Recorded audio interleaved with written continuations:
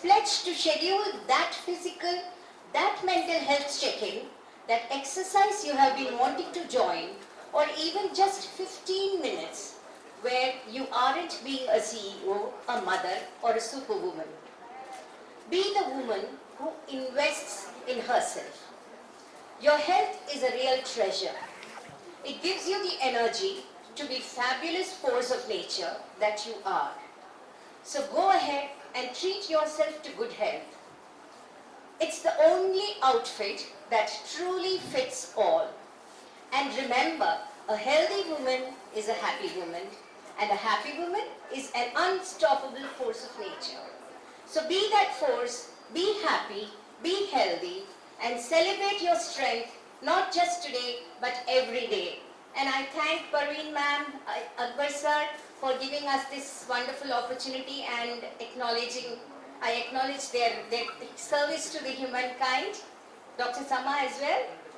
You've been doing such wonderful things for the life of others, and I have seen in a colony where we live, they are known as the couple, they walk, they help, they take care of themselves so well, and they inspire everybody in the colony. And we always say, the couple, the smartest couple in the colony. Thank you so much. Thank you so much. It's truly an honor to be part of this Women's Day celebration. So as a doctor, I meet women from all walks of life, mothers, professionals, caregivers, daughters, and everything. But one thing in most common that stands out to me is that they bring all their family for checkups and all, but they are the last to take care of their health.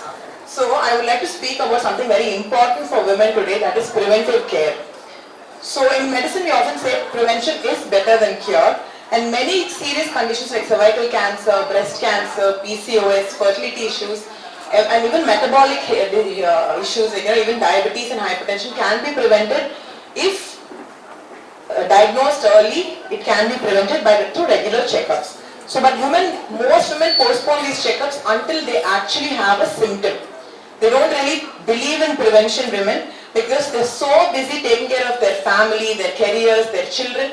They're always on the back burner, So but our body gives us opportunities to detect these problems early, and preventive care helps us look at the signals. So for example, we know something called a pap smear test for women.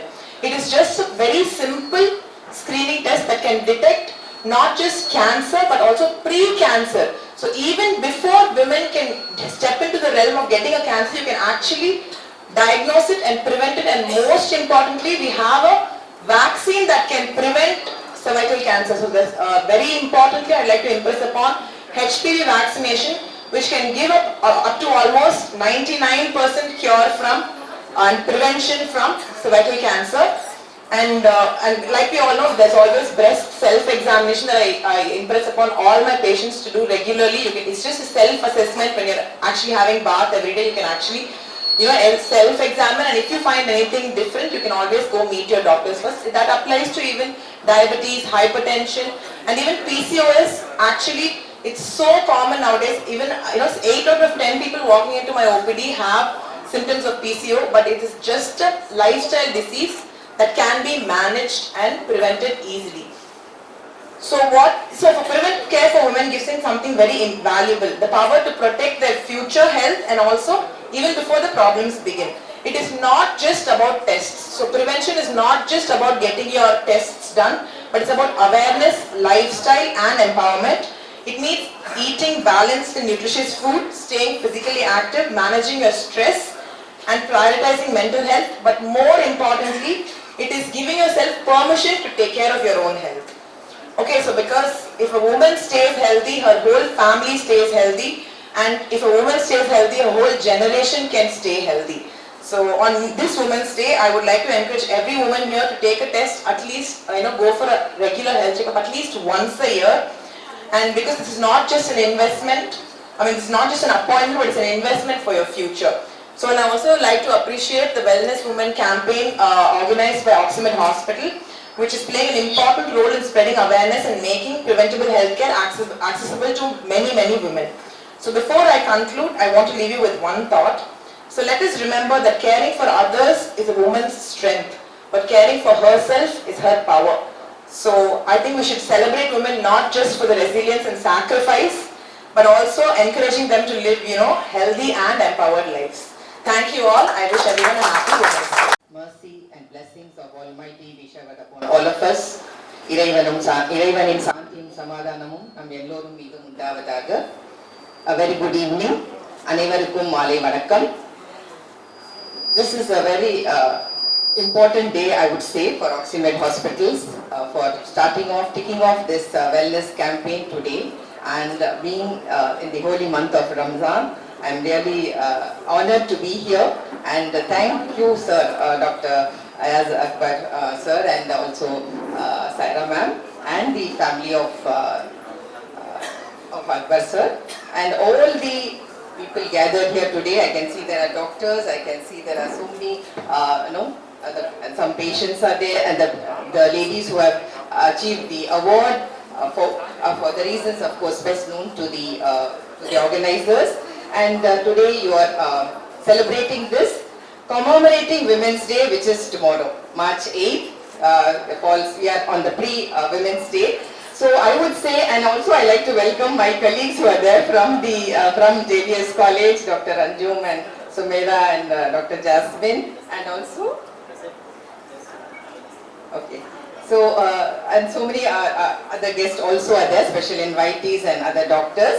So Women's Day is being, it's commemorated today, and I have the opportunity or the acquaintance, I would say. I also was there for the World Heart Day celebrated by Oxymed. I don't know how many more programs they are doing as a service to the humanity, to the community, and lots more. Wish them lots to do lots more in future. So just a few words, because I come from, I'm a principal and correspondent of SIET College, and basically, we stand here for the cause of education.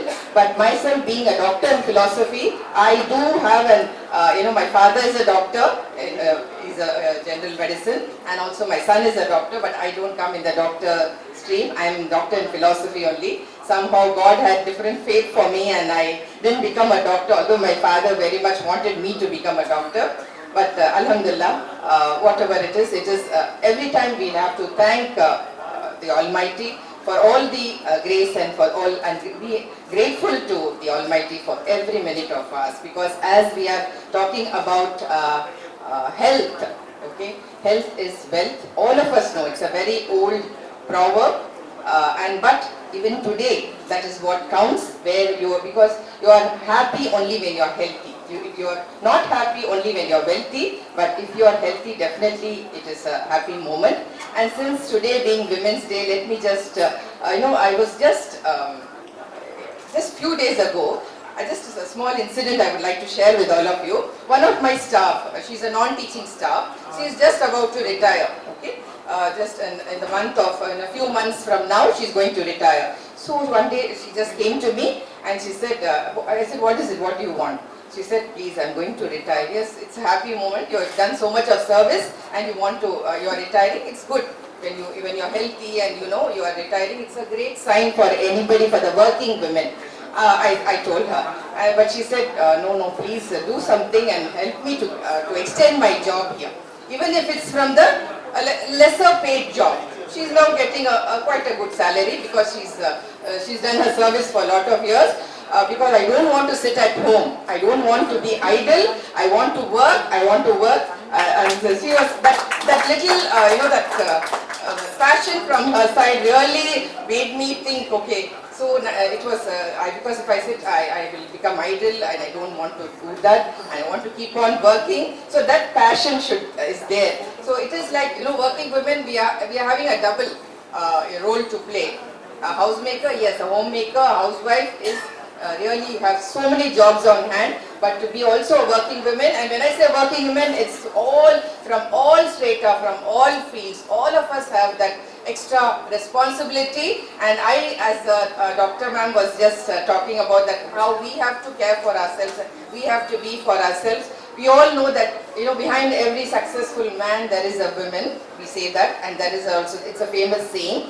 But for, who is there behind every successful woman? Herself, yes. She has to be there. There's nobody. We have the support. We have the help from all angles. But the woman herself has to come forward, has to have the will, has to have the grit and the determination to do her best to come out in flying colors in whatever field she is, whatever work she is doing. So that is an important choice which she has to make, and that is what makes a woman of substance, a woman who is resilient, who works the hard way as well as the smart way, and also is of service to the community. Then it's a very important thing, very good thing which is to happen. And also I would just like to add, for the as a part of the wellness campaign, I was just thinking, there is a countdown, the to 9 to 0 countdown. Have anybody heard of it?